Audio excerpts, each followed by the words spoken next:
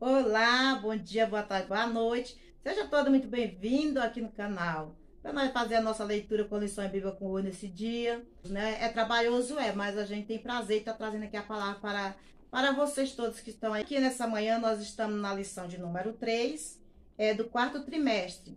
E o assunto dessa semana é as abominações do templo. E eu vou estar aqui fazendo nossa leitura, que se encontra aqui em Juízes, capítulo 8, o verso 33, que diz: Sucedeu que quando Gideão faleceu, os filhos de Israel se tornaram e se prostituíram após os Baalins e pusera a Baal por Deus. Então essa aqui é a nossa leitura, que é colocada aqui para ler neste dia. Nós vamos para o tópico 2 da lição de número 3, do quarto trimestre, a qual hoje nós estaremos falando sobre abominações. Então, o tópico 2 diz o seguinte: sobre as abominações. O ponto 1 diz a imagem de ciúme. Então, diz o seguinte: o termo ciúme no hebraico significa zelo, ciúme, ardente e ira. Essa imagem é semel hebraico, imagem e ídolo, que muito expositores do Antigo Testamento identificava como a Séria, que era uma deusa, também conhecida como bosque, poste, ídolo. O rei Manassés pôs no templo de Jerusalém a imagem, desta deusa, mas que foi destruída pelo rei Josias. Muito ainda acredita que no dia de Ezequiel, ela tenha sido colocada de volta no templo. Por quê?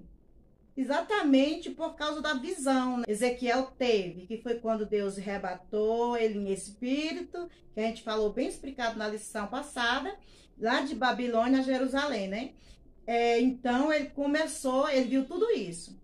Então, o rei de Manassés, ele colocou, e ali o povo estava adorando, que foi uma causa da destruição, que ficou também lá na lição 2. Houve essa destruição, e nós estamos aqui explicando o motivo da qual foi, por que aconteceu tudo isso. E diz que esse rei ele tinha colocado e o povo estava adorando. Só que quando o Josias tomou conta, ele destruiu tudo. Mas nesta visão aqui de Ezequiel, provavelmente já estava lá de volta no templo, né? E Israel começou, então, a adorar essa deusa, qual Deus não aprovava. Como foi colocado de novo dentro do templo, e o povo voltou novamente a adorar. Então o povo voltou ali a pecar. Agora Israel, naquele momento que Ezequiel teve a visão, que Deus mostrou para ele, né? Ele viu ali o templo, e lá também estava essa deusa, pois era algo que Deus o reprovava, porque jamais Deus aceitou. E o povo de Israel era um povo escolhido, era um povo eleito. Deus confiou neles, e eles estavam agora deixando de adorar a Deus. Ponto 1 falou sobre o ciúme, e a gente tem que explicar bem aqui, dizendo o seguinte: este ciúme que Deus estava, porque o povo estava deixando de adorar a Deus, estava adorando a deusa, ele ficou um ciúme, mas não é um ciúme, digamos, desta deusa. O ciúme que usamos de dizer é o ciúme dele ter feito tanta coisa por Israel, escolhido entre muitos para ser o representante dele. É como se fosse uma traição, né? De uma pessoa que confiou numa pessoa, e agora a pessoa foi, te deu as costas. É tipo isso, assim, semelhante, né? E então Deus, ele não gostou de ter visto aquela nação que ele tanto amava ali se adorando algo que ele nunca aprovou, né? Que Deus nunca aprovou esse tipo de adoração.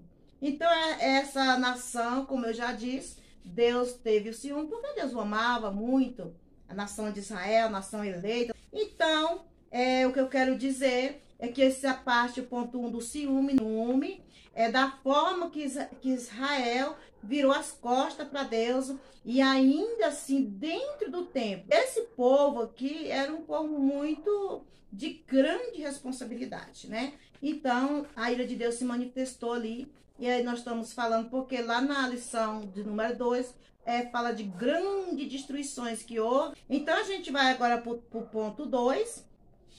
O ponto 2 diz o culto aos animais e ao réptil, toda espécie de réptil. Então, aqui diz, o profeta precisou cavar um buraco na parede para ver o que se passa na câmara do templo, ou seja, dentro do templo, no lugar mais secreto. Sabe a forma de Deus mostrar o secretismo, né? Nesta visão. É a forma de Deus mostrar que as coisas estavam tão escondidas que realmente o ser humano não tinha condições de ver. E Deus mostrou para Ezequiel esta câmara, este lugar tão secreto.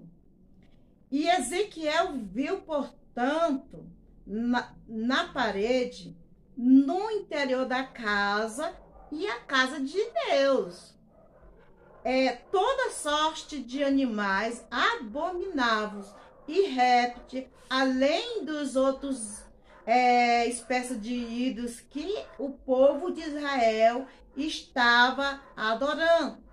O povo de Israel, que eu digo, é o povo de Deus, estava ali adorando. Só. Azolatria significa adoração aos animais. É azolatria mesmo, tá, meus amados? Não eu tô falando errado, confundido idolatria com a azolatria, não, tá? Azolatria significa adoração aos animais, né? Onde o povo de Deus estava ali adorando, escondido. Ou seja, o comentarista, né?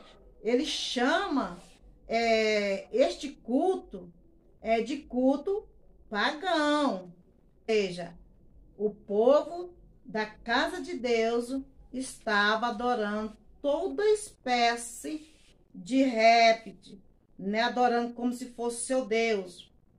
E esse culto pagão mostra o seu aspecto secreto. O profeta precisou cavar um buraco na parede para ver o que se passava na câmara do templo, viu, amado? Esse templo era a casa de Deus. Se na cidade de Israel tinha muitas essas coisas, mas na casa do Senhor não tinha. Mas eles começaram a se corromper. Típica dos egípcios. Os egípcios sempre adoraram os animais, né? Os ídolos deles eram essas coisas, né? Mas os símbolos também, os egípcios gostavam ali de estar, né? Adorando. E considerava-se, eles consideravam isso para ele um poder divino. Mas enfim, nós não estamos falando deles aqui. Nós estamos falando do comportamento do povo de Israel, que é o povo de Deus. Todos que as outras nações estavam fazendo, porque ele não tinha temor de Deus, certo? O que o povo do Egito fazia, adorando réptil, toda espécie, e o povo de Israel começou a fazer essas mesmas práticas. Só que o povo de Israel, eles conheciam Deus, eles conheciam o poder de Deus, eles sabiam quem era Deus na sua vida. Mas os outros povos lá, eles não sabiam. Eles sabiam o Deus deles, eles não conheciam. Israel, a palavra mostra que eles deram mesmo as costas assim para Deus, né? Israel é quem era para ter compromisso com Deus, mas não, ele estava praticando os mesmos pecados. Deus quer proteger, mas às vezes as pessoas saem debaixo do esconderijo de Deus, saem debaixo das asas.